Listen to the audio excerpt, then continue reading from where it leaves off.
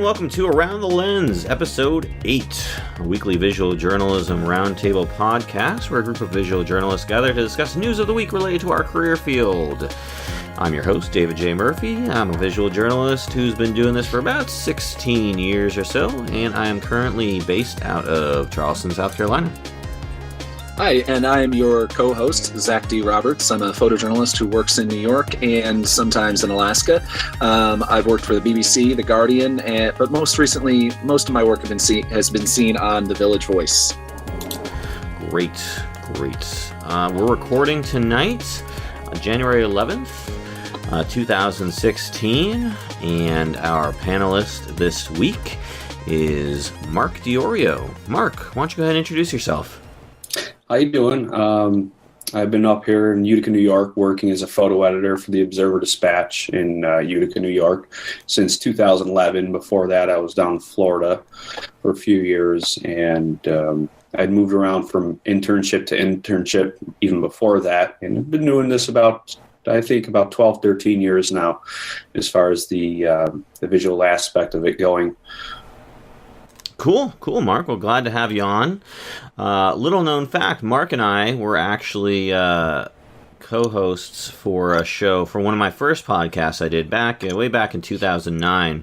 I called The Photo Fanatics. It's no longer on the internet. I took it down, but it was a fun show, and Mark and I, kind of similar to this, kind of talked about news of the week and had various guests on and interviewed them, and it was fun. Wouldn't you say so, Mark? I remember those crazy nights because I was working, I think an average photo day for me down there was 6 photo assignments a day. So Wow. remember I was trying to squeeze those in and make the podcast, and it was quite hairy at times. Yeah, I bet. But glad to have you on, and with the new show as a panelist here, we got a lot of great stuff to talk about.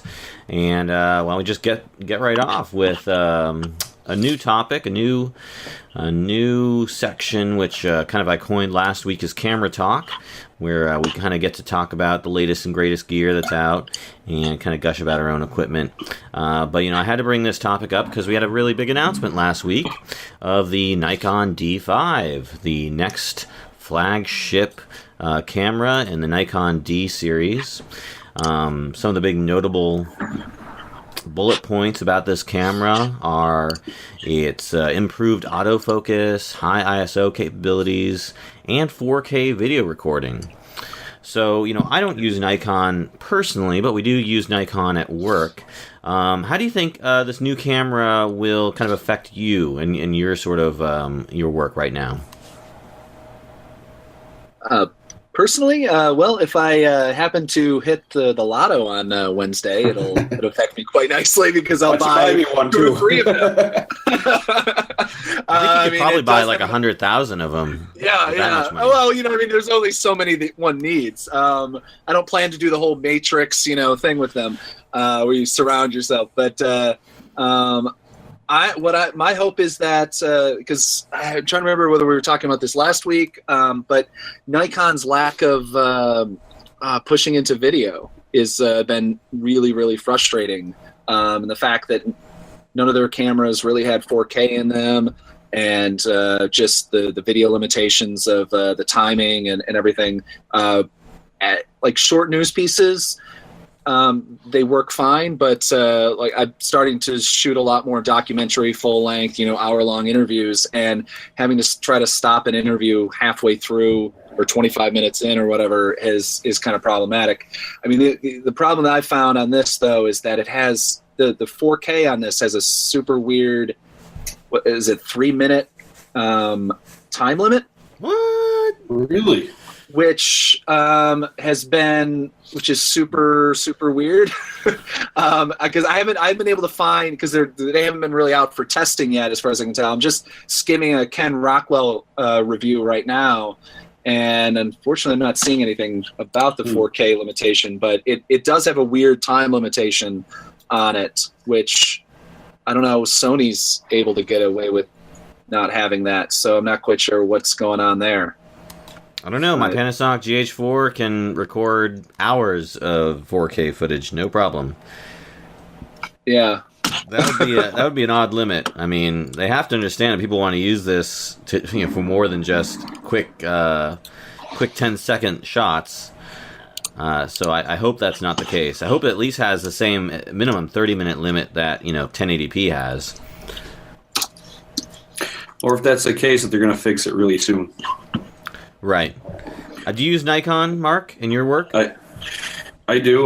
We do. We have. I use a Nikon D810 personally. My other photographer still uses a couple D800 bodies, and we love the cameras. The only downfall about those, if you guys know about the Nikon D800 series, is the frame burst is very slow, and if you're shooting a lot of sports, then it's the lag is a bit of a problem because you're missing split second moments that may make or break you. Right. But it was the one camera that the company would actually fit the bill for at this time. They're not going to drop the money for Nikon D5s, at least not as long as I work here. So, but other than that, they're a great camera. They're amazing for the studio, and the resolutions. It's great. It's a bit much. You really don't need 36 megapixels. Yeah. But I'm very happy with it. Otherwise.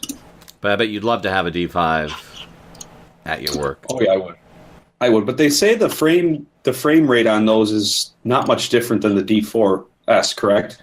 Yeah, I read 12 frames per second.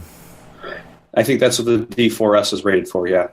Yeah. So I mean, you talk about 12 frames per second at like 20 something megapixels. Just over 20, I think. Right. Yeah. So I mean, I think it's not really pushing the camera hardware too hard to shoot at such high frame rates.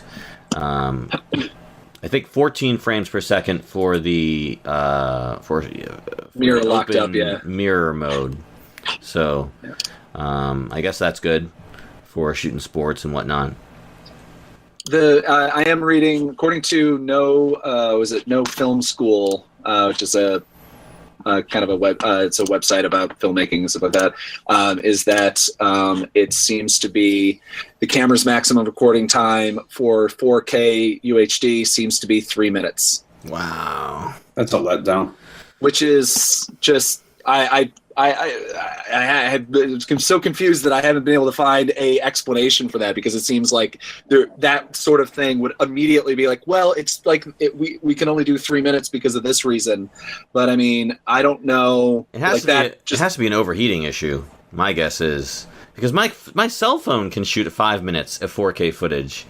You know? I mean, the only thing I can think of is it's a limitation in the data transfer or something. Like there's the buffer, but I don't, talking about completely making up things, which is why I'm actually more excited about the Nikon D500, right, which has 4K. It doesn't seem to have that limitation, and has swivel LCD, which it seems to be a little bit more video friendly camera. Because I mean, honestly, for most of the stuff, if you're shooting 4K, you don't need a full frame sensor, right, for even high end filmmaking. So, yeah, I know the Micro Four Thirds sensor on the GH4 just fine for 4K. I mean the footage is crystal clear. Yeah. I have a friend that uses a Micro Four Thirds for. He shoots a lot for RT, and News has some really news production. Russian Times, I believe, right? What's that? Russia Today. Russia Today. They have some really weird news production in general has some really high end video qualities that they need that like even my D600 video doesn't match. Right. So they seem more than happy with the footage he gets from his. Even I'm not even sure if he shoots 4K as well, so it's kind of a confusing thing. But I guess it'll be interesting to see how this ends up trickling down to. My big thing is I'm hoping for something more along the lines of like the D750 with some more video features, because I believe that has a relatively good frame rate, shutter wise, and I don't know. The grip, like the body and everything like that, I've been a lot happier with that one, but we'll see. Yeah, I mean, I don't know. I don't remember the exact specs for the D500, but it seems like it's pretty much the exact same camera, except like I don't know, like a third the cost or a fourth Well, the cost. it's 2,000, Right. which is a little high for a crop sensor, but they keep calling it the the D300 replacement, which Okay. but yeah, 10 frames per second, built-in Wi-Fi.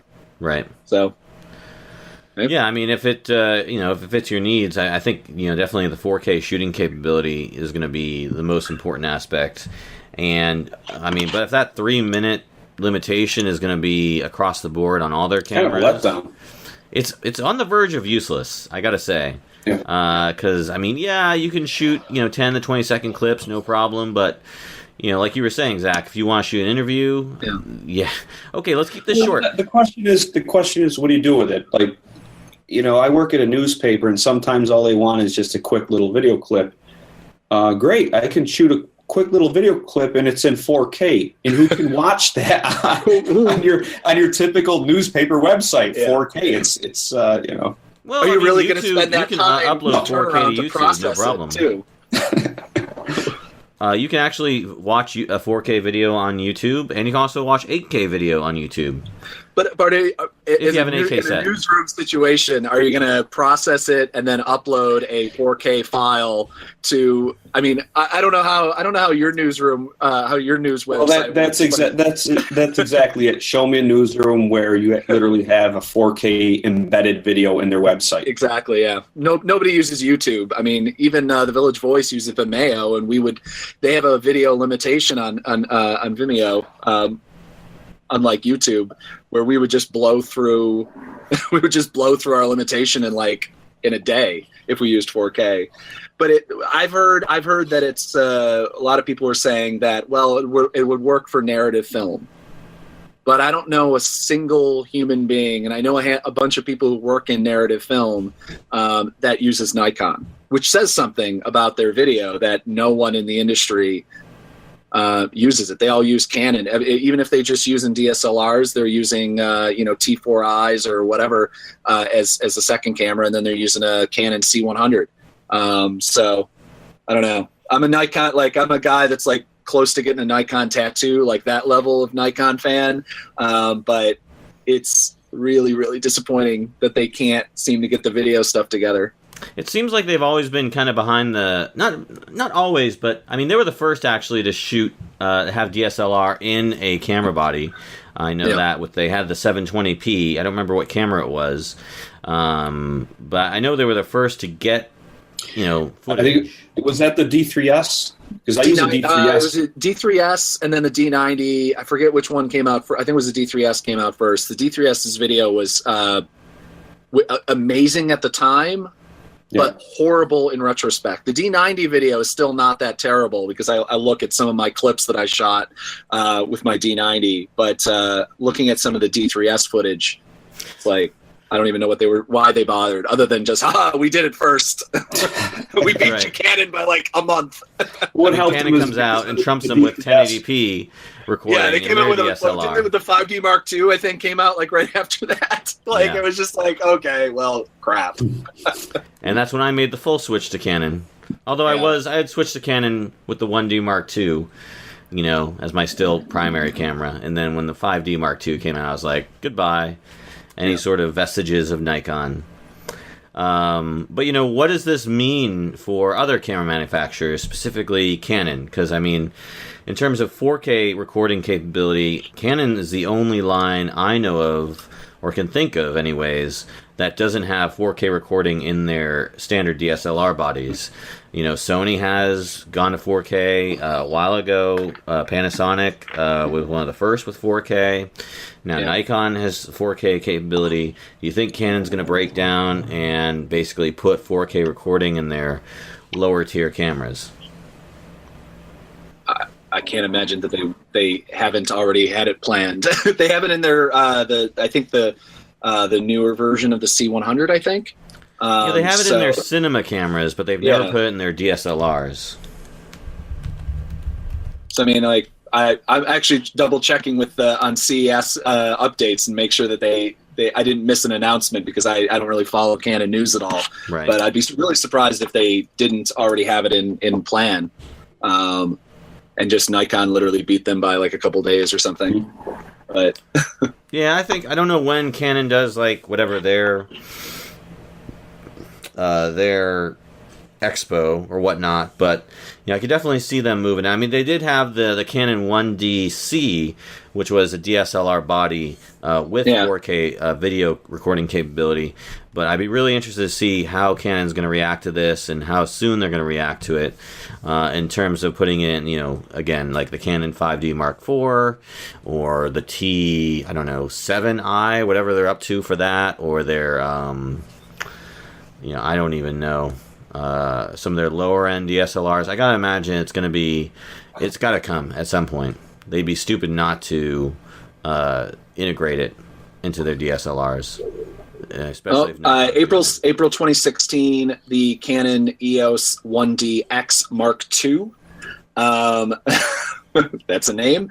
The only specification that we have confirmed is that it will record 4K video, according to Canon rumors, which when they say they confirm something, usually it's true. So, right. And that has a starting price though of also about $6,000. So yeah, yeah. All right. Well, definitely.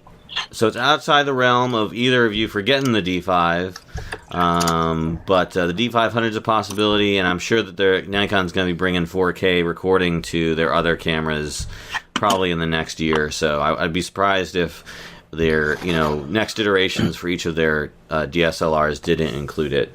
So does that mean you're going to be shooting more 4K video?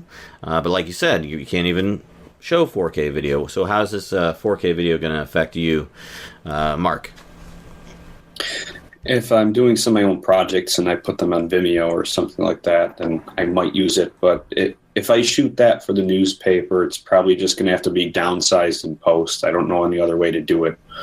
It's because it's kind of overkill. I've shot some 4K video with a drone, and I mean, my laptop is only a year old, and it was the top of the line Mac when I bought it, and even that was causing my laptop to dog.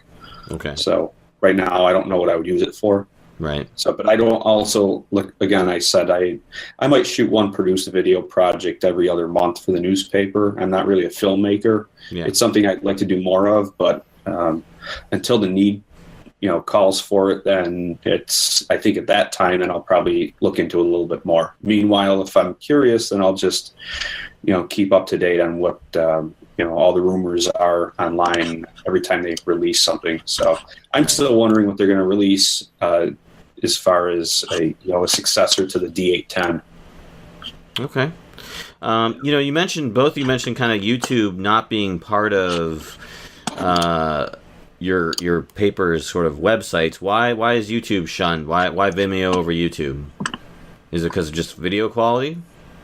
Well, actually, sorry, I'll start first. We don't even put any of them on YouTube or Vimeo, and I think we used to put them on YouTube, but we got away from that because my media group they want more of the web hits on our own homepage versus clicks on YouTube because they're not as saleable to advertisers. Okay. Versus, hey, we can guarantee you X amount of clicks per month on our website. So. Okay. Yeah, one of the big problems that at least for other news outfits that I've had that I've worked with YouTube is the fact that they really just any reason whatsoever there can be a a copyright claim against them, where I've had music playing in the background of an interview or something like that, and then YouTube will Warner Music Group will put a claim against it, and the video could get pulled down. I've heard about that happening. Yep. And it happens like continually. I mean, I work for a guy that works for BBC, and we take our BBC pieces and then upload them to YouTube a lot of times, and they're constantly getting claims against them because either A, we used a clip from a video that we got rights to, or music that we got rights to, but obviously through YouTube there's no way. There's other than just literally you just responded in an email saying, no, I have rights to this music. And then YouTube just universally decides whether that video stays up or not. I've had entire audio tracks pulled from YouTube videos before, and then you'd be like, oh, you can replace it, but that doesn't really help when you have to interlay, voices and stuff like that. It's not that easy. The video doesn't have, as far as I can tell, doesn't have any copyright claims whatsoever. And now, actually, Facebook video is where everything goes now. And Facebook really, it seems, as far as I've heard, doesn't really do a lot of copyright claims. What you're saying about YouTube there, it's almost as bad as some photographers I know that they might go to Walmart and have their prints made to give to clients, and then the people at Walmart say, we can't print these for you. They're shot by a professional. And the person's like, I'm the professional that shot them. Here's my business card. Well, you have to prove it to us. We don't believe it. And then they throw the prints in the garbage. Really? I've heard stories like that. I that's why I pretty much only go to Adorama. Like, it's just because it's all online. I don't have to deal with it. So. Wow. Yeah. That's scary. I remember one of the first kind of documentary films I ever did used copywritten music, and this was during the Wild West beginning of actually 2006 when YouTube just came out, and I didn't really understand or care about copyright back then. But anyways, I put up this whole big documentary and had one track on there from Queen that was, befitting of the documentary, but of course it was a track owned by Queen. So they basically stripped the audio from my entire film, and it basically sat on YouTube with no audio for about, I'd say, 5 years. And then recently I was just looking through my archive, and I just pressed on it just to see like if there are any new comments or anything, because it's the most viewed video I have in YouTube, and it actually played with audio. So I figure somewhere along the lines, I guess the copyright owners were like, yeah, he can have, he can play the audio on his video. So, as far as I can tell, what YouTube has started doing is that instead of just universally stripping the audio or doing polls, depending on if they have an agreement with the music provider, is that now they have a little thing next to the video that says "buy this audio track." Right. So we did a 15-minute long news piece for it was for BBC, and it had a 10-second clip of that Tom Cruise movie where he plays You Can't Handle the Truth. I'm blanking on the title of it. A Few Good Men. Few Good Men has a 10-second clip, which we have rights to, but we can't do any advertising claims on it. But right under it, it has a "you can buy this movie here on Google Play," and it goes to A Few Good Men because of that 10-second clip. But you guys don't get any ad revenue on it. No. I mean, we don't get a lot of views on YouTube anyway, so it's not something we really push a lot because we sell DVDs, so we don't want people to do that. But it's still amusing because that one little clip, it's like it connects to that. But that's what happens a lot with music, I've found. So. Yeah, it's a hairy world of copyright claims on YouTube. I know that video producers who make their livings off of it have to be very careful about how they use copywritten material, because they can get their whole channel shut down if they're not wary of that. One of the other big announcements I want to talk about from CES that, again, tied to Nikon is their announcement of the 360 action cam that they announced. And basically what I've been following sort of the VR scene here ever since Oculus came around and did their whole development of their VR technology, and then of course the creation of the Gear VR for the cell phones from Samsung. And I personally think that any new 360 cameras are great because I think it's an emerging market for not only visual storytelling, but I think it's just an interesting and new way to tell stories, and the more cameras out there that actually integrate the technology, the better. Because I'm actually still waiting for a 360 camera that I paid for via Kickstarter about 2 years ago. Should be coming in soon, but I'm really looking forward to using it and seeing how I can use it to not only just tell stories, but even just shoot family photos and stuff like that. So just curious what you guys thought of 360 cameras in general, and then this 360 camera from Nikon.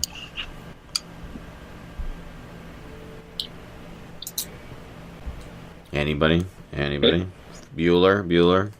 I don't. Well, personally, I don't know much about the new Nikon one. I think 360 cams certainly have their time and place, as far as depending on what you might be covering. If you're a journalist, I mean, they'd be great for things like I could definitely see one being used in a situation like Ferguson, or a very large concert, or the Daytona 500, or something like that. That you have something to look at from every single degree of the rotation, but I still have to become familiar with this camera and don't know too much about it yet. Okay. Usually I'm really apprehensive about like the newfangled technology with this stuff. I mean, like I think a couple episodes ago we talked about this sort of thing with the New York Times app. But for some reason, after actually finally going through a whole bunch of the YouTube videos of different things, like just things like what the Nikon has uploaded as examples, just like mountain biking and doing random stuff, stuff like that in nature. I'm actually kind of sold. I don't know if I would specifically buy one. I haven't seen what the price point is on this, at least the Nikon one. But I definitely have some stories that I could tell that I think would be fascinating to use this for. I mean, and like you said, I wish I had this for Ferguson, but I mean, even more so, I wish I had this for Occupy Wall Street, where you had an encampment in one spot and like you could just tell an entire story as you walk through and have people. Go ahead. Yeah, go ahead. No, I was saying, I wonder what Donald Trump would say about it, because he's been criticizing the media a lot lately about not panning the cameras around the room to show the massive crowds that are in there. Can we that actually? He'd probably kick you out of his rally if you had one of those. No, have you seen? I actually, like, now that I think about it, that's actually like that would be an amazing story to talk about. There's a moment at a Donald Trump rally where he actually stopped what he was talking and forced in quotes. I saw it tonight. Demanded all the videographers that were doing, on tripods aimed at him, to pan around the room, and they all did, except for the one pool camera who didn't, because his job to stay there, stay forward, like the pool photographer's job is. And he humiliated him. Yeah. What did he say to him? Did he say, "Look at this one guy who's not turning around"? Yeah, pretty much. He's like, "Look at this guy." I'm not even going to try to do it, Donald. And Trump. of course, the entire room of thousands of people are basically turning around, pointing to this guy, telling him to pan, and it puts pressure on him. Yeah. And it's an embarrassment to him. He's a professional trying to do his job, and essentially trying to make an income. And here he is being made a fool because Donald Trump decides he wants to pick on him. Well, as one of the cameramen pans around, you actually see the photographer huddled down, holding the camera straight forward, and people behind him who are like 4 feet behind him are yelling at him and not trying to hit him necessarily, but waving at him. And I felt bad for him. I mean, I've heard a lot of stories about journalists being I don't know, I'm not going to say assaulted, but, verbally assaulted, attacked, or harassed. Exactly, yeah. At Donald Trump concerts. I'm just going to call them concerts. And because I don't know what else to call them. I mean, he's just riffing on a topic, and this is not a political convention. This is not a political speech. But he's just riffing on a topic for an hour and then walking away. Yeah, it's actually pretty terrifying. And, and a VR or a 360 VR camera would actually be incredibly useful for that. And be like, nope, I'm getting everything. Don't worry. Right. I can't turn the camera. Even if I turn the camera around, it's still 360. Yeah, exactly. You'd still be demonized by Trump. See, now we are even falling into the pit of every single media outlet has to talk about Donald Trump, no matter what it is. Oh my God! Hopefully, we'll see a ratings boost then, like MSNBC is doing. So, And then he'll want a share of the revenue. Probably will. A share of 0.00. Every time we mention his name, you'll want to share that. That's right. He should trademark Yep. his own name if he hasn't already. Yeah, I'm sure he has. Okay, our next topic of the evening is Instagram, or more specifically, a quote-unquote artist by the name of Richard Prince recently took a bunch of Instagram posts and printed them out on canvas and then mounted them and then put them on walls and had a gallery showing at this gallery and sold these prints for like $100,000 around there a piece. And really this is pretty legitimate copyright infringement on the photographers because the whole canvas is like a screenshot from his phone or whatever of the Instagram post. So you see the photograph taking up, I would say, about half the canvas, and then the other half or less is just a couple posts. And he always put his post or his comment on each post, and that's how he sort of like sold the idea that it was a original artwork, is by putting his comment on the post. And so, a lot of photographers are kind of getting an ire about this, or at least the ones that were featured, because it's like, here's this guy, basically taking their photos, printing them, selling them for a small fortune, and keeping all the money for himself, not asking for permission to use the imagery, and it's pretty blatant copyright infringement. And the only other kind of person who's made any comments about said they weren't going to like do anything about it, but there have been recent stories, or a story by another photographer who actually is suing Richard Prince for basically stealing his photograph. So we've got this person basically making money off of other people's work and not crediting them or asking them for permission or sharing any of the profits. What do we think about this? And also, has this sort of thing ever happened to us? I mean, through news, I've had it happen quite a bit. People, will take one of my photos and then use it within a story, and then try to claim the whole fair use ridiculousness of saying, well, it's part of a news story that I wrote about, so the photo is thus fair use. And then you get into this unending argument about what actually fair use is supposed to be used for, and then you have to just hope that they'll take the photo down, or else you'll have to bring your lawyers into it, which is, for some like random blog, is usually not really worth it.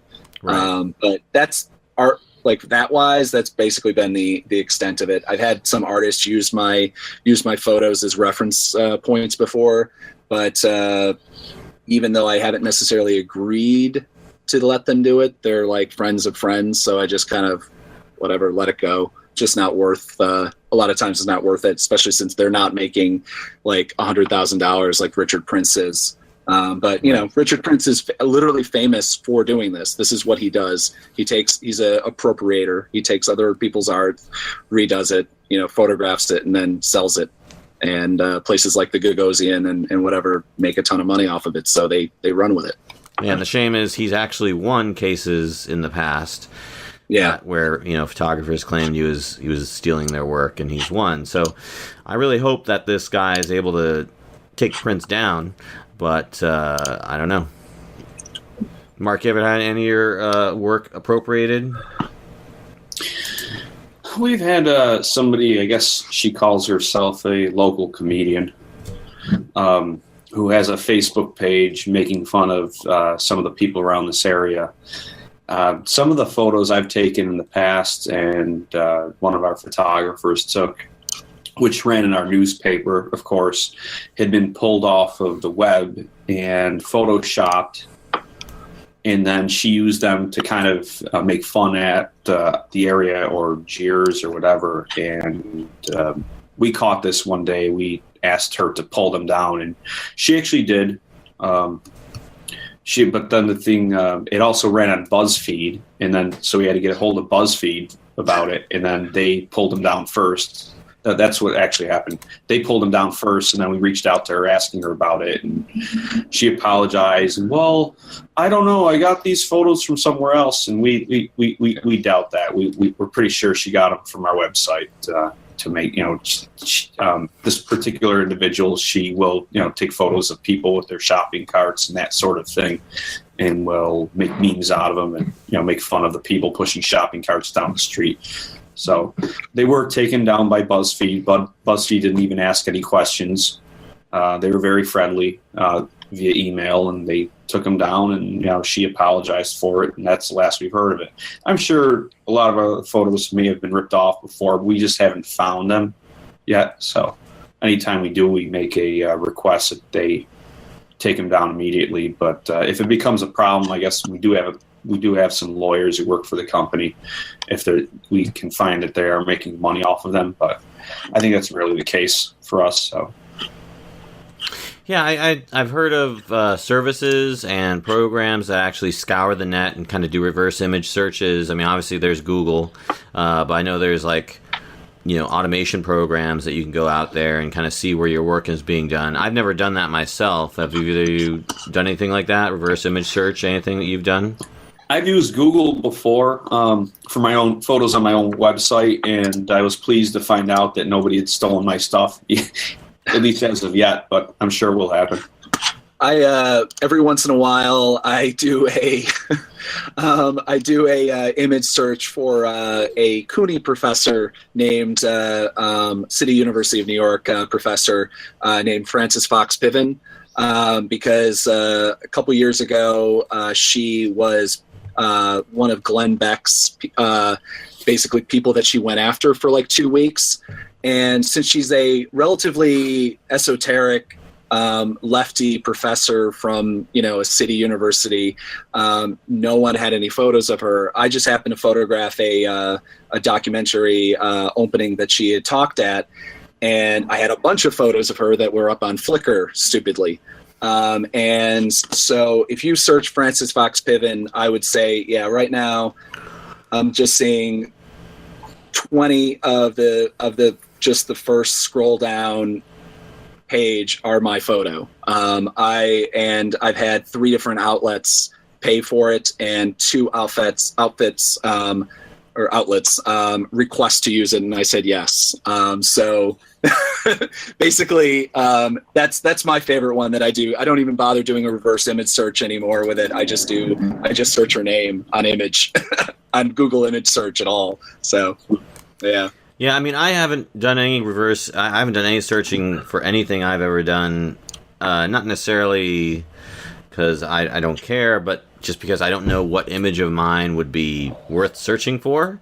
So I'd end up searching all my images, and I don't have time to do that. I mean, I put most of my stuff out there for people to see it, if they want to share it or whatnot. I don't really put my high resolution stuff out there, and I think that's probably the best way you're gonna guard your stuff is either by putting some sort of watermark on it if you're going to put high resolution stuff out there, or just don't put high resolution stuff. I mean, I keep my stuff pretty small.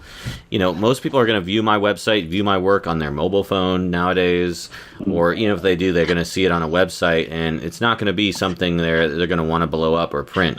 It's going to be a couple hundred pixels by a couple hundred pixels, just enough so you understand what the image is you're looking at and can understand that I know how to take a picture. So Well, the thing that sucks about that is, I use Photo Shelter for my web hosting platform, and I find that the old 500 by 750 pixels doesn't work anymore. If you try and put it on some of these newer sites, it looks like garbage. So I will actually upload a larger resolution photo than I used to, because actually that's what their minimum size requirements call for. I know they do their best to protect the photos, but I'm curious about and concerned about some of the other ones that, because they will, the way a website template might display is they blow it up the size of the screen. Yeah.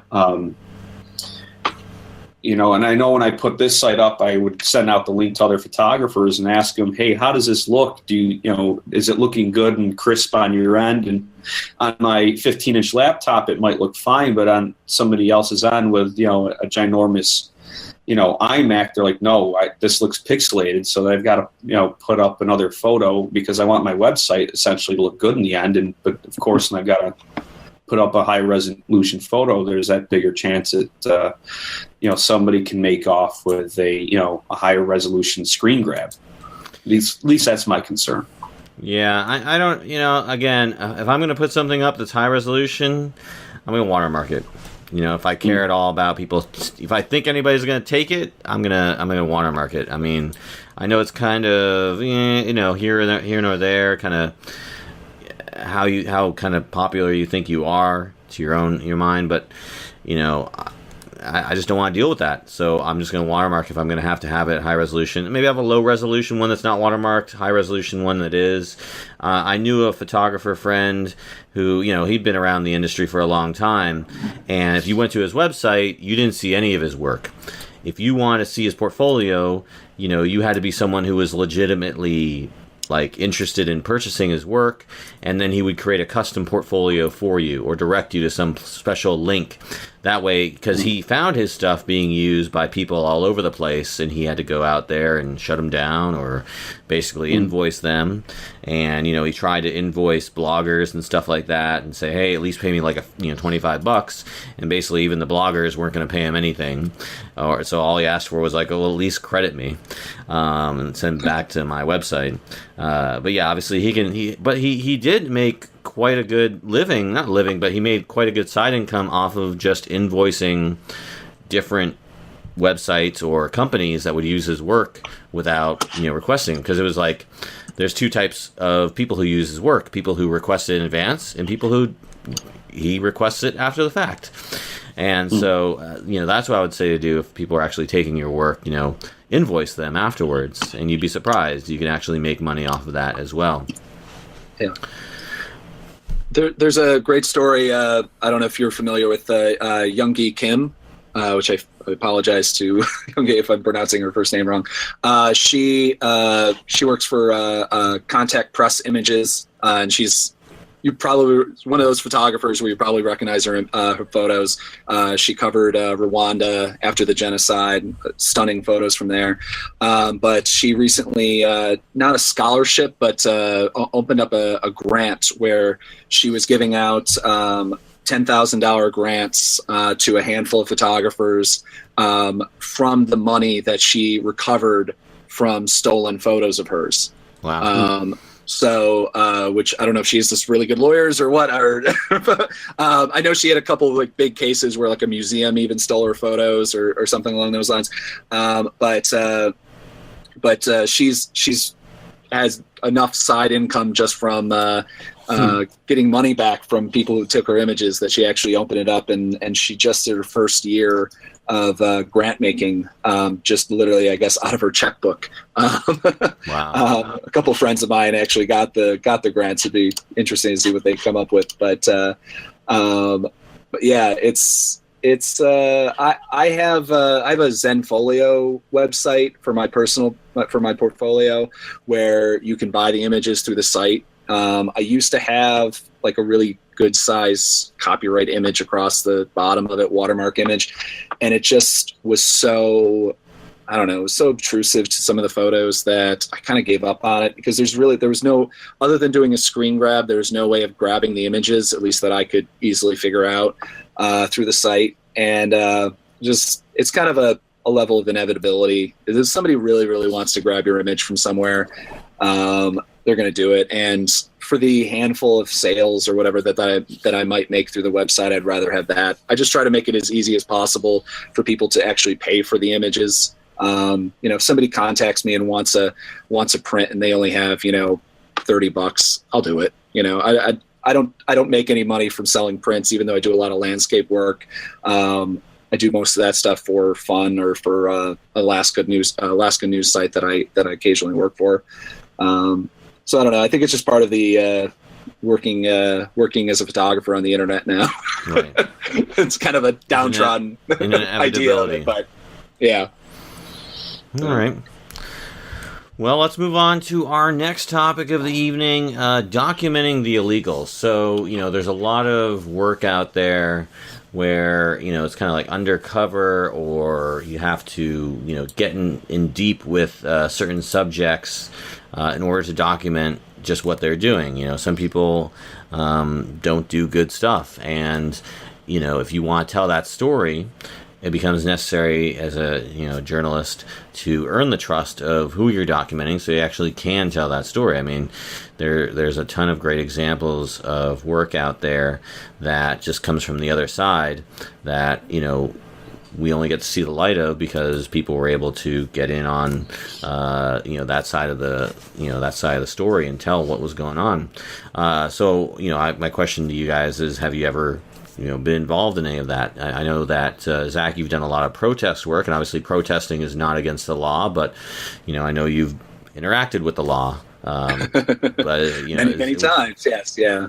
I know I've been arrested. I've told the story a bunch of times already. Sure. But I was arrested during Occupy Wall Street because I got hit with a criminal trespass thanks to the Trinity Church of Manhattan.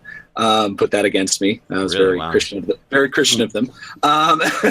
Eventually, they dropped it. The DA, I had to, but it took several months of going back and forth with my lawyers, or with my lawyer, and going to court once and having to prove to the district attorney of New York City, or of Manhattan, that I was a professional photographer, which was interesting, considering most of my work had actually been published on a news site, or at the time it was partially a news site called Suicide Girls. Which, if you know the website, it's basically softcore photos of a fine, upstanding website. Scantily clad Visual women, journalism. Tastefully photographed with tattoos and piercings. But they had a high-end news site. I mean, I still have never had stories of mine have as much traffic on any website I've ever gone to than I've had on Suicide Girls. I would constantly get tweeted out by Anonymous and all these huge accounts. But yeah, I was arrested. So I mean, but I've been there a bunch of times. I mean, the amount of times you get mixed up with the people theoretically doing the illegal stuff, it's part of the job, unfortunately, or fortunately, actually. Have you been around? For me, it's fun. I mean, obviously the protesting itself is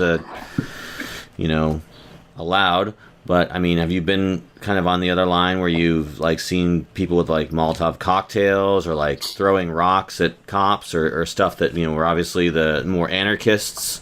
I mean, I've witnessed enough of that. At Ferguson, I certainly did. There was a handful of times where you just happen to be standing next to the guy that throws the glass bottle at the cops, and then it's usually smart to just not take that photo. But at least in my experience, but yeah, I've seen a couple of that, not a lot. I mean, American protest, I honestly, there's not a lot of legal stuff going on. I mean, when I was in Kiev, now that was a little bit more interesting. They were literally occupying an entire square, with the size of Times Square, with, hatchets and axes and homemade weapons, so that literally things with baseball bats with nails on the end of it. So yeah, I'm not kidding. People wearing fox fur and homemade bulletproof, well, not bulletproof vests, but battle truncheons and stuff like that. That was stunning. I missed a lot of the main action, but it was that was interesting being around, because there just was not any police whatsoever, and it was just everybody was basically, I didn't see any violence happening. So I mean, it was kind of everybody policing themselves. I'd be fascinated if I could get out to. I've been hoping to get out to Oregon to cover the militia guys, but well, I'm not even going to call them militia guys. The occupiers, or whatever the hell they are, out there. I think they're called militant, something like that. Armed militants. I call them terrorists. I've hung out with militia people. I know militia Al-Qaeda? people. I've interviewed Oath Keepers in Ferguson. Like, these guys are literally considered jokes by the actual militia people who like are usually former armed services people and have like a code that they wouldn't do such a thing as take over a bird sanctuary in Oregon, especially when they're not from that state. And one of the things that a lot of militia people agree with is states' rights. It's interesting, but anyway, won't rant about that too much. Mark, how about yourself? No, it's been a little quiet on my end. I haven't had the curse, or in some cases the luxury of covering anything illegal or to the point where I've been arrested. I've been yelled at by cops plenty of times, or even fire officials that maybe it's the biggest thing they've seen in 5 years happening in their neck of the woods. But other than that, other than the yelling, no, it just hasn't happened to me yet. I'm sure. Who knows? Maybe it will. Well, good. Glad to know you haven't been mixed up and put away for your work. Yeah. The police and the media get along pretty well. We're in my neck of the woods, so. Yeah, I have to say the closest I've ever been to documenting something illegal was I was doing a story about the protest movement as well. And I started to get to know a woman who was involved in kind of like the Code Pink. If you're familiar with that organization, but they're kind of like the anarchist female protesters, very anti-war. I'm not quite sure I call Medea anarchist, but okay. I'm like friends with them. So. Some of them are. Some of them. I'm not saying all of them are, but some of them are. Yeah.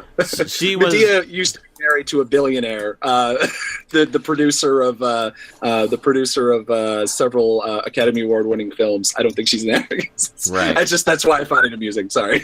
Well, I think any organization that protests, and again, you're going to find those people who are using it as almost a platform for their own anarchist agenda. And, we were talking, and she had mentioned how, she threw like bottles of paint at like a poster that was advertising, a military branch.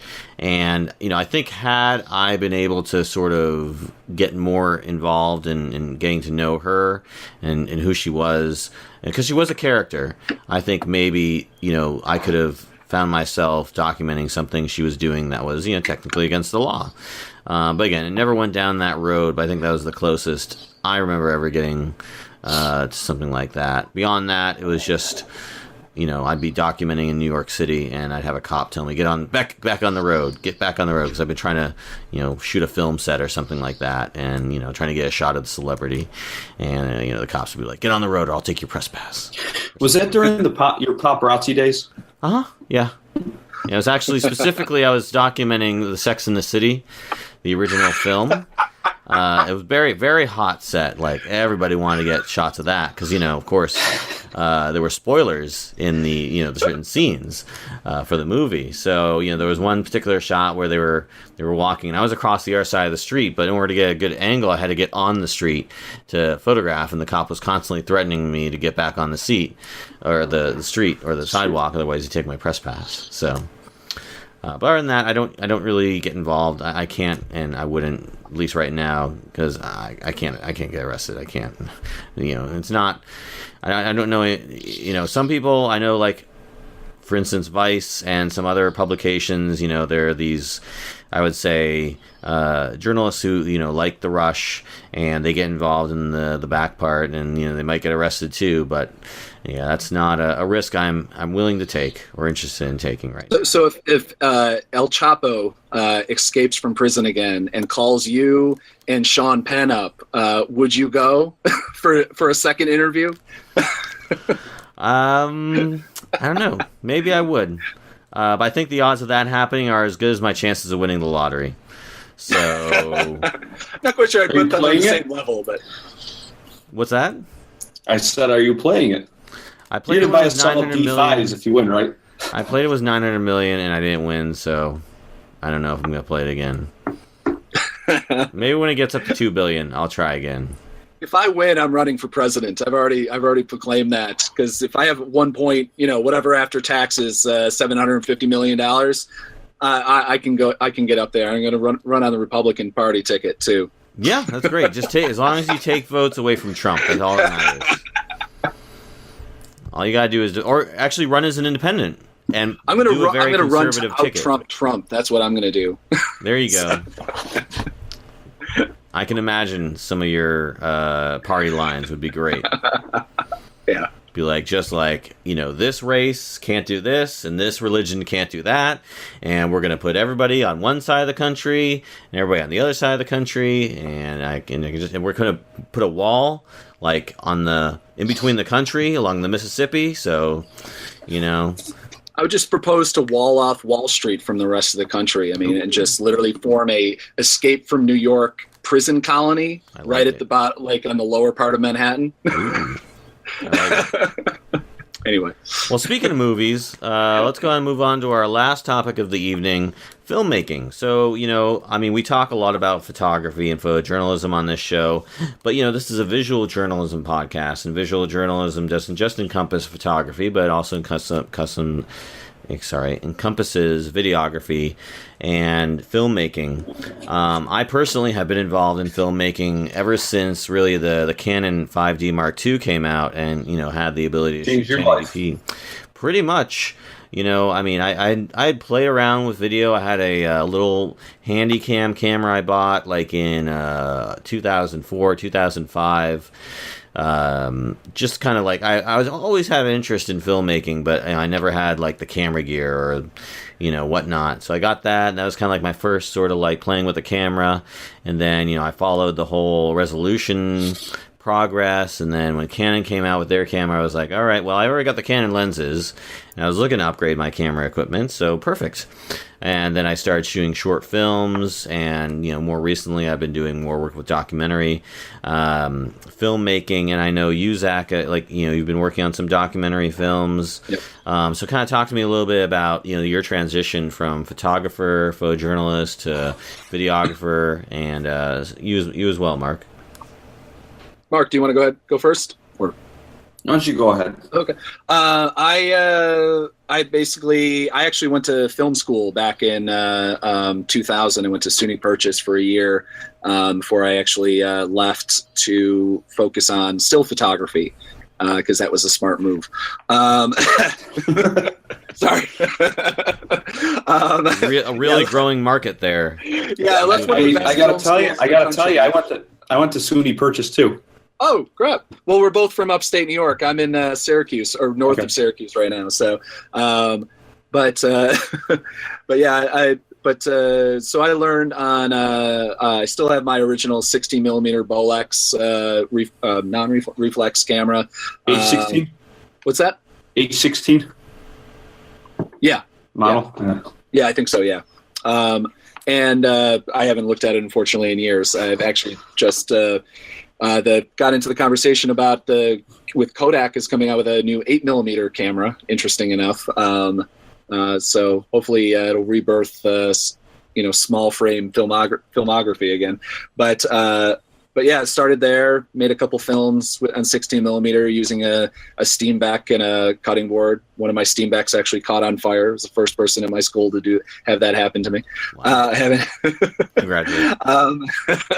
But yeah, from there I went into photography for a while. But with again, and you were saying, Dave, with the advent of DSLRs, it just became so much easier to flip a switch and start shooting video. Right. And as they've gotten better and better, I mean, I used to have two D7000s that I used. They've actually been used in a couple films for BBC television and Channel 4 over in the UK, and now I'm using the D600s, and I'll actually probably use them as second cameras on a shoot with a Canon C100 on a full length documentary that I'm personally working on.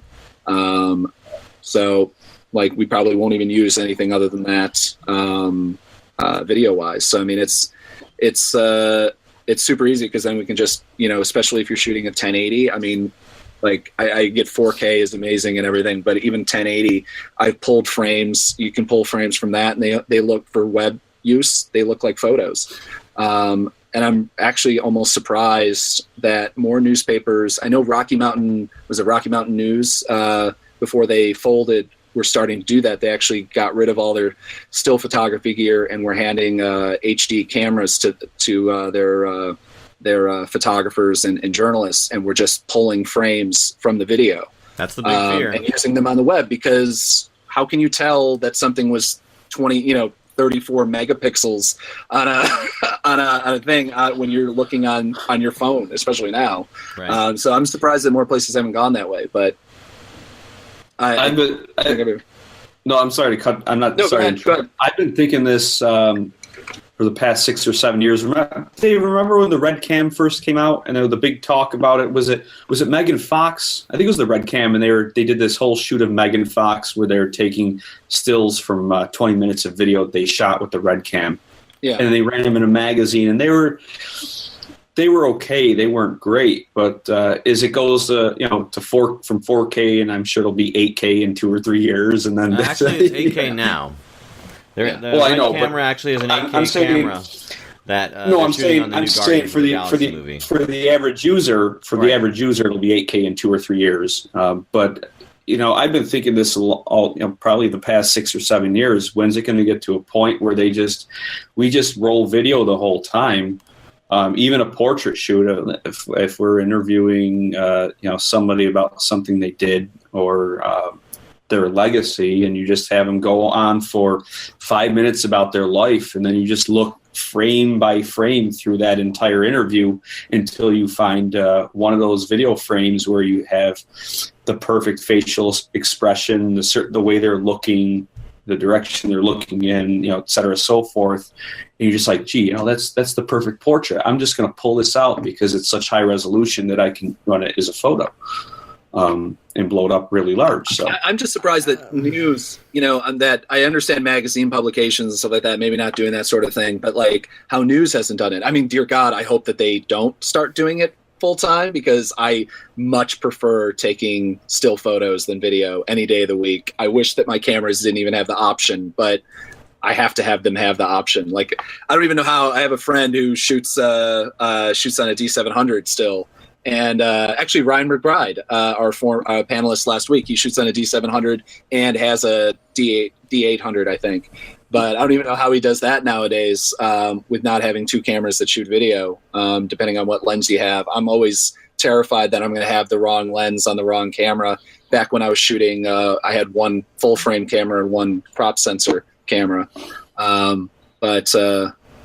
But yeah, I think that's the future of news. Unfortunately, once news editors kind of figure that out, especially since photo editors are extraordinarily rare.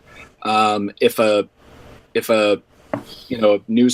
media editor or whatever, multimedia editor, which is what I see all the time for job titles, could just roll through a whole bunch of video and pull a couple frames to illustrate an article, that sounds like a hell of a lot easier than having a still photographer that you trust that can actually shoot a scene well.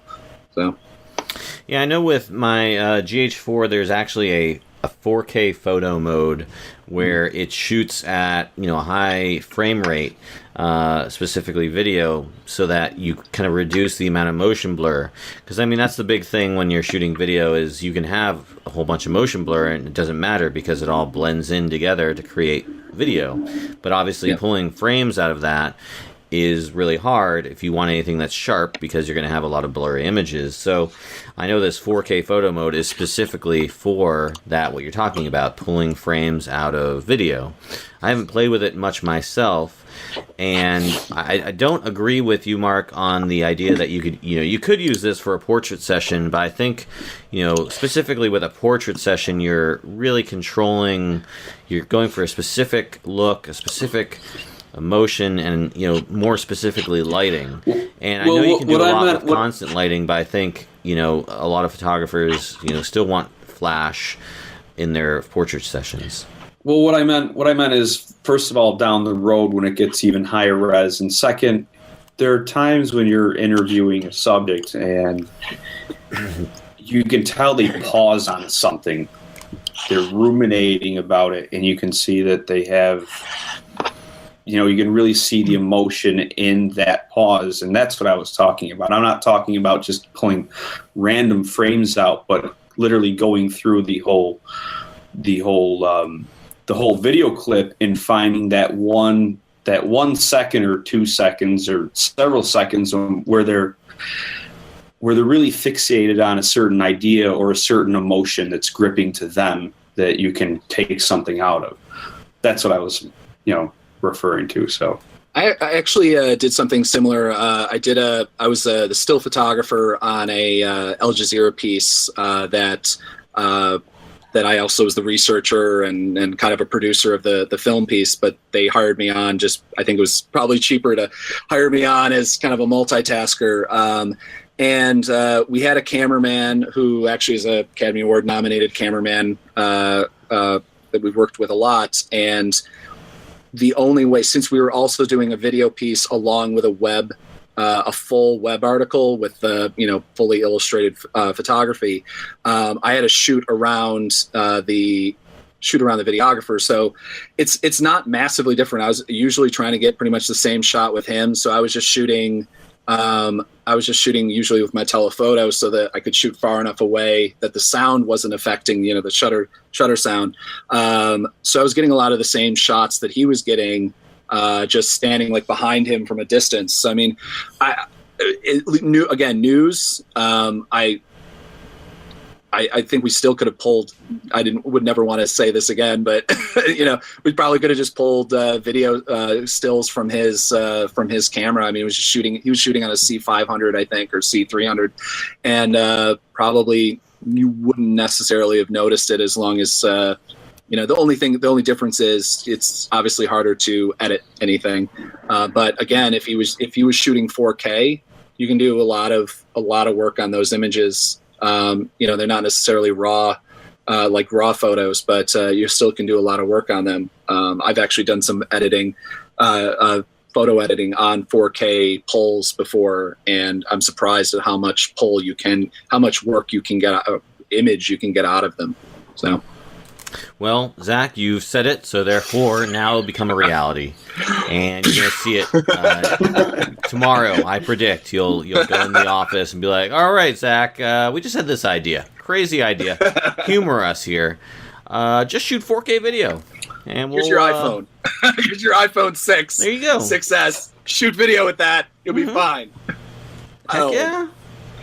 I think I read, or it was somewhere, that Apple has 800 people alone working on just the camera element for their phones and pads and everything like that. So yeah, that's pretty neat.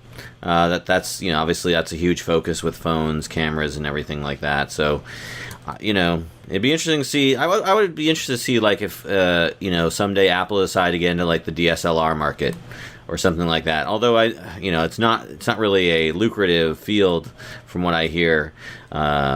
Nowadays it's very competitive, but it'd be interesting to see what they would do with that. Especially since they're so heavily invested into camera technology and lenses and whatnot. I just want to be able to make phone calls from my next Nikon. That's actually what I want to see at the next year's CES.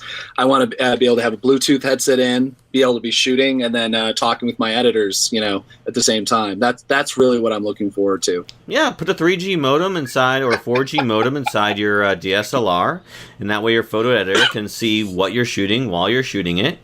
And they can just pull. They get the low resolution preview, and they can pull the high resolution. Samsung still. basically did that. Samsung has a point and shoot out that actually does this. It's basically not a phone, but you can get a data plan with it, and it's basically an iPhone on the back or an Android phone on the back of it, and you take photos. You can post directly to Facebook.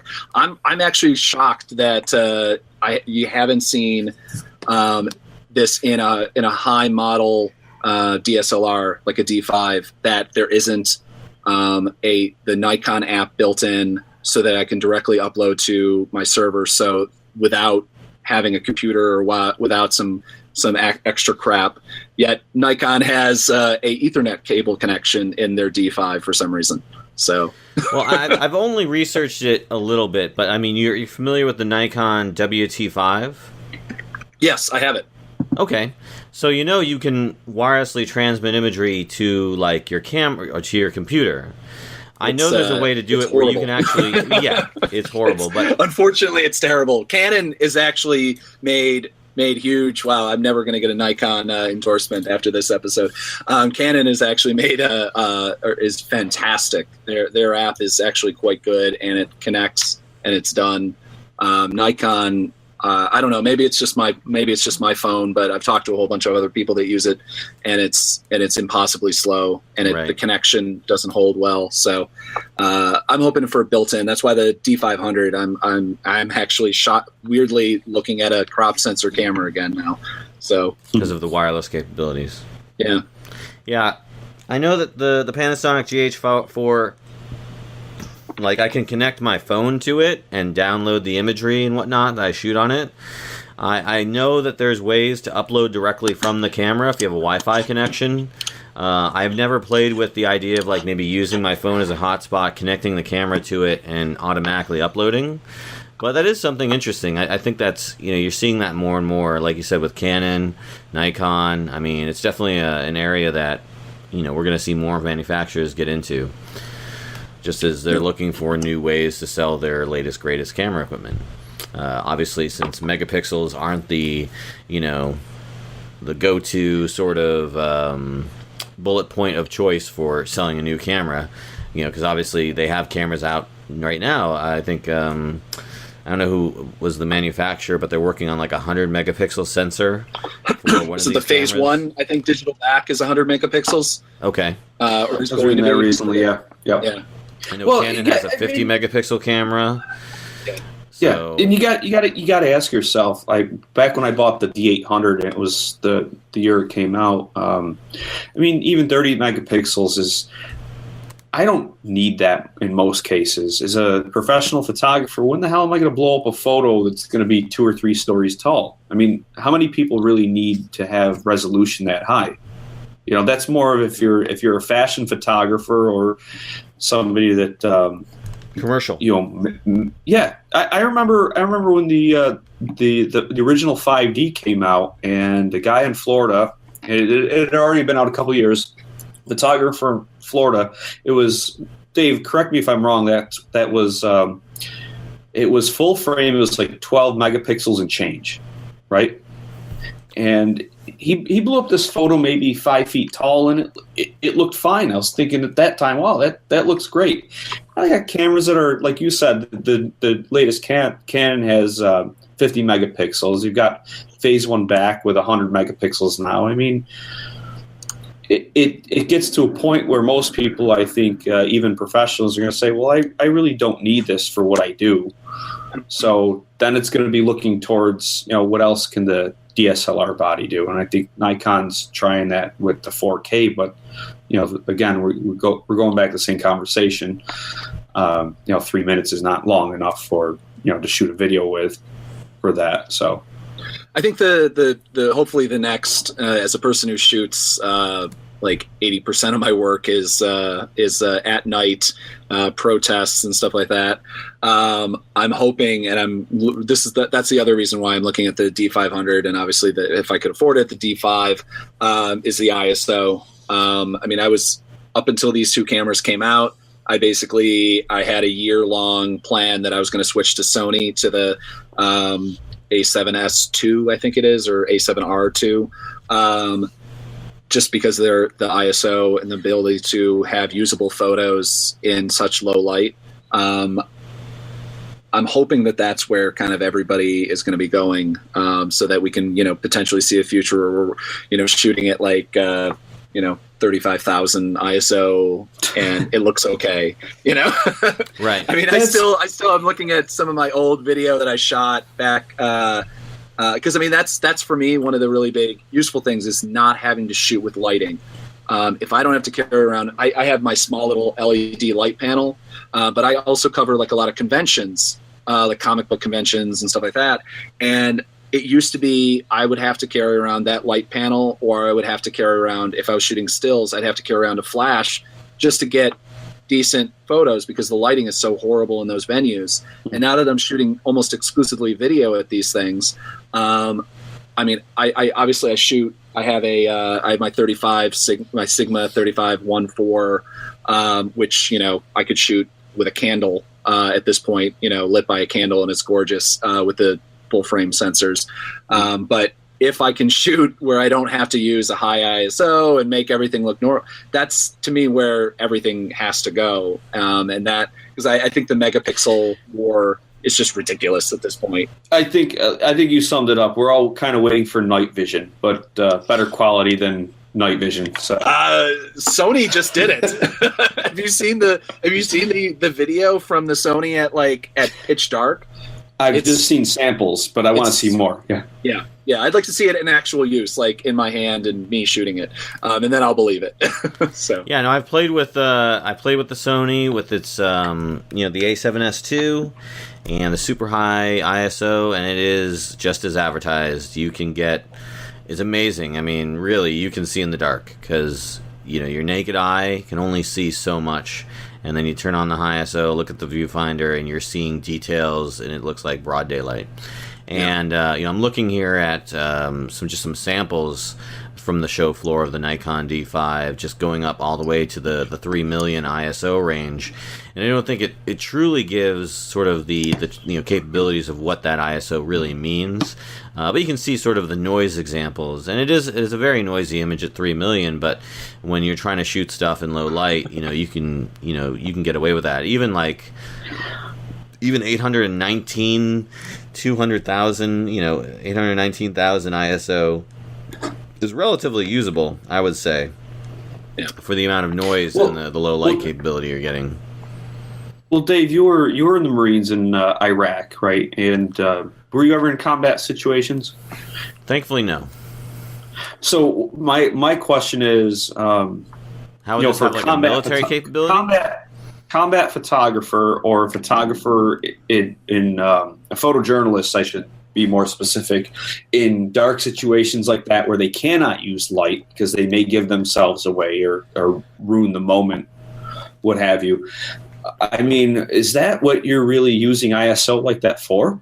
Sure. So, I mean, I can talk a little bit about what the capabilities of the military are. I mean, what the military currently uses for night vision capture is called an astroscope, and it's about a $10,000 piece of equipment that goes on your camera in between the lens element and the actual LCD, and it uses a white phosphorus technology to essentially give you that, illuminated image that you're used to, the green toned illuminated image. And we've been testing it out recently, and the A7S II is probably almost, I would say, at that same level as what can be produced with night vision equipment.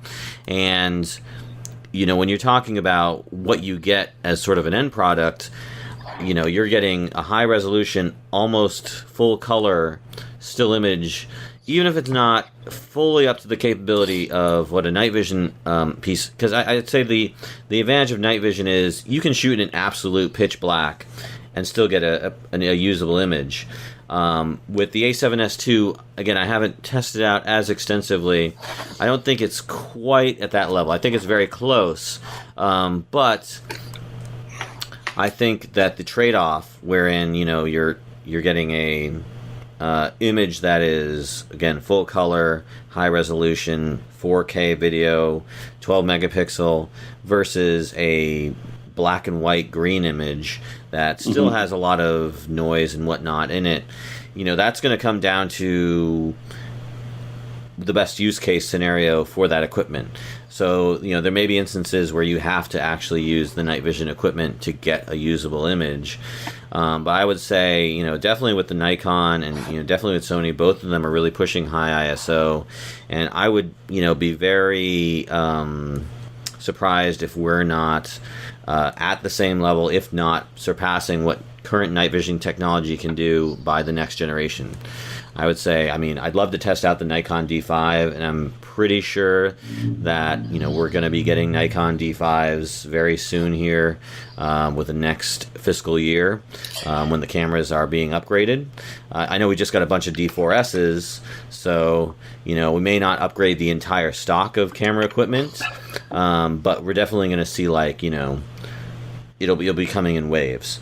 So it'll be interesting to see just how much that is, because that's something we're definitely talking about a lot in the military, in terms of its capabilities. And, we want to go away from night vision, I would say, as the most part, just because of the limitations of using the camera equipment, because it really reduces, the lens capability, because you're taking away focus capability, you're taking away, a lot of the kind of comforts of using just a standard lens on body capability.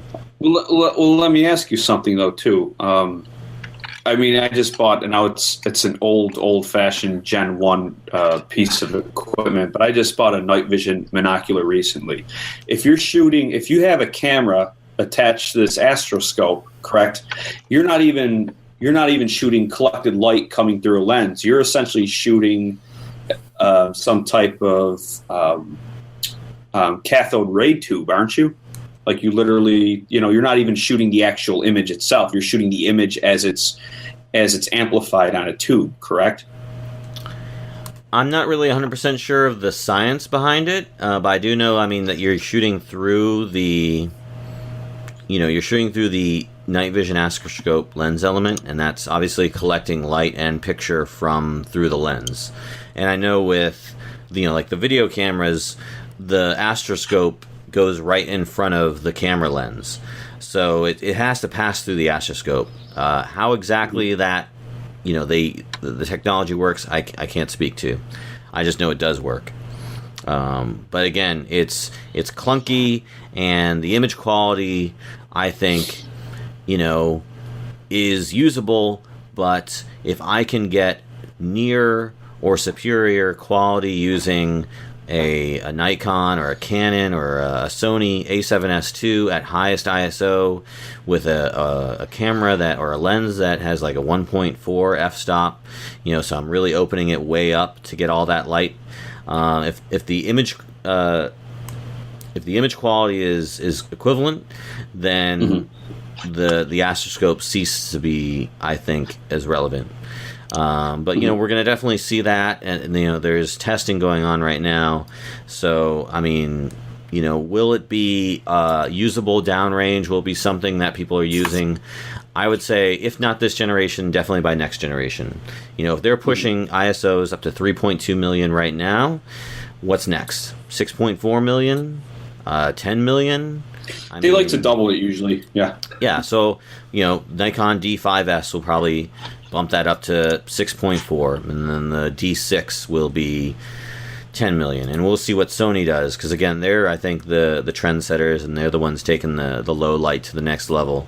So I don't know what the highest ISO for the A7S II is, but I think the Nikon surpasses it with 3.2 million. So, and I know Canon has been doing tests with their extremely high ISO. I think ISO 4 million or something was on some of their test equipment. So, again, if not this generation, then I think definitely by next generation, it will equivalent or exceed what is currently capable with night vision. So I'm excited, because again, I've played with the night vision equipment myself. I have it, I've used it, and it works, but it's not fun. It's not fun to use. So we'll see where that goes. I have played with the A7S II. I can't wait. I'd love to play with the Nikon D5. I don't know if I'll get the chance to, but I would love to play with it, see what it's capable of in a real use case scenario. And I'd like to see what you were able to produce out of it, Zach, when you're shooting all those night protests. Yeah, I would love the chance at it. Doubtful that I will anytime soon, though. Come on. I'm sure you'll win the lottery Wednesday, and then you'll get us all D5s, right? I promise that if I win the lotto, I will get everyone. Actually, you know what? I will get all of our subscribers D5s. Wow. No, Hey, I won't. We got up to 57. We're up to It'll just be 57 right now. Boost after that. Nope, retracting that. Sorry. It's been official. It's officially said right here. Free D5s for all new subscribers to Around the Lens. Tell your friends. If Zach wins the Yes. Yeah. one, only if it goes up to 2 billion. I'll tell you what. They have to subscribe within a certain period. Yeah. If they're already subscribers by Monday night, January 11th at 10:20 p.m. Eastern time, they will get a D5. Well, there you go. Everyone who listens to this Tuesday when I actually post it, you've already disqualified yourself. Sorry. Well, you're really thinking you're going to win the lotto, don't you? No, not at all. That's the only way I would make that promise. I don't think Nikon is going to be making that.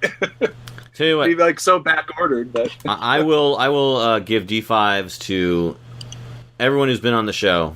If I win the lotto, if you've been a panelist on the show, you get a D5 from me. If I win 1.5 billion or more from the Powerball, just putting that out there.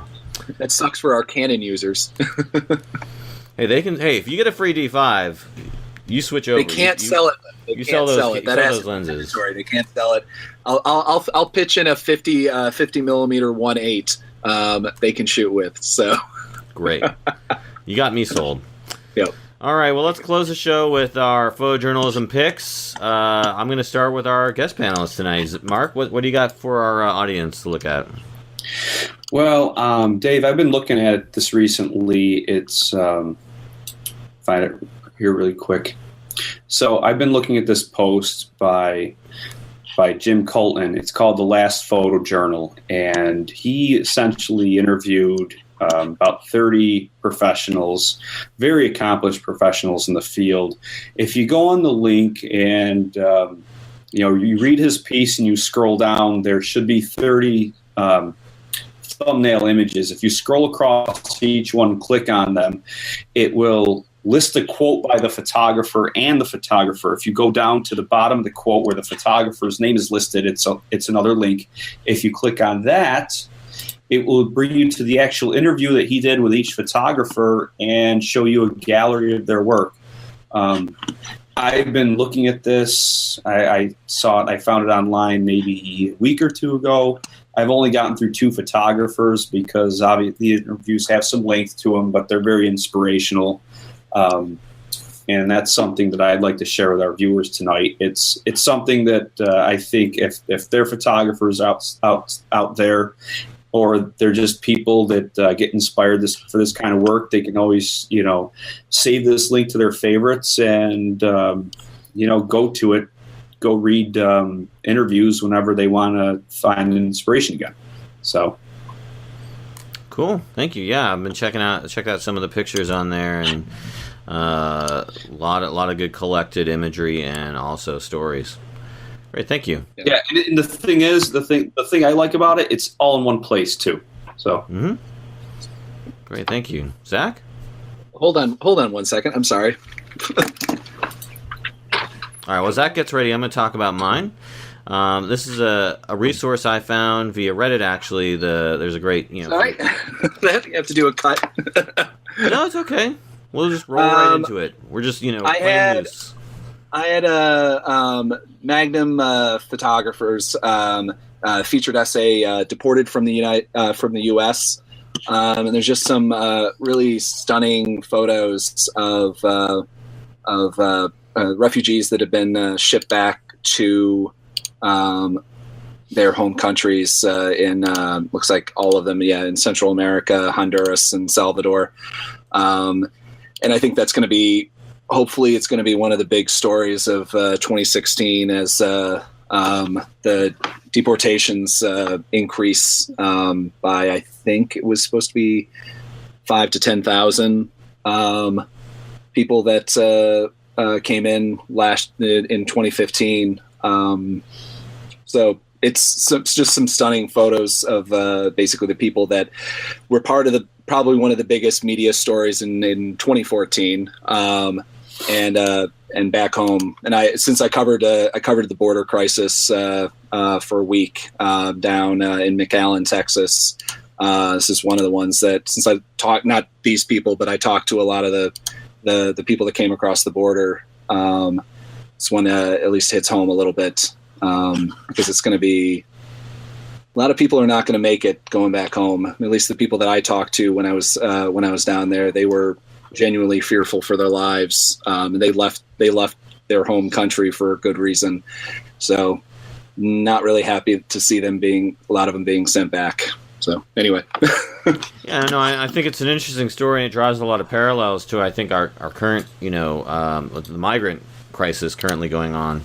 It's like, we've got people departing their home country trying to find a better life, and, this probably exists in Central America as well. You got people who are in, countries with very high murder rates and, poverty and whatnot, and maybe looking for ways out. And, the only way they see is to go the illegal route and, immigrate illegally into America or other countries. So, I definitely think it's going to be a topic of very high debate, especially as we move along into the presidential elections this year. And, we're going to see what our new president thinks about immigration and whatnot, and how they act upon it, whether that be President Trump or President Clinton.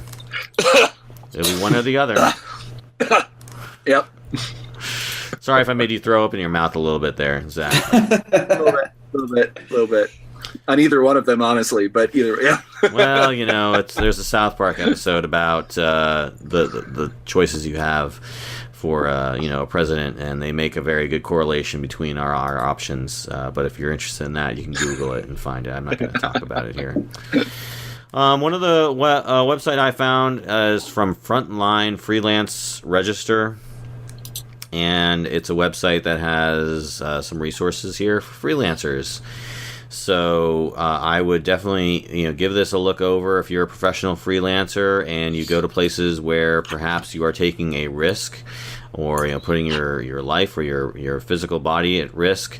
In terms of just what you can get out here. There's links to resources for risk assessments, training, insurance, protective equipment, and also advice for female journalists, because they face their own sets of challenges that we as male journalists don't face.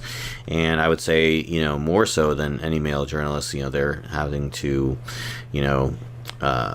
defend themselves from a great many challenges. So check that out, especially if you're a freelancer, or if you're just somebody who, again, puts themselves in situations where, maybe you'll take a risk.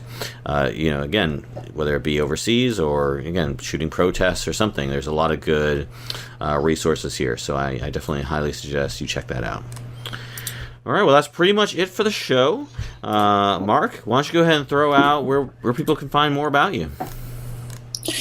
Well, they can always go to uticaod.com. That's uticaod.com. I apologize for our website ahead of time.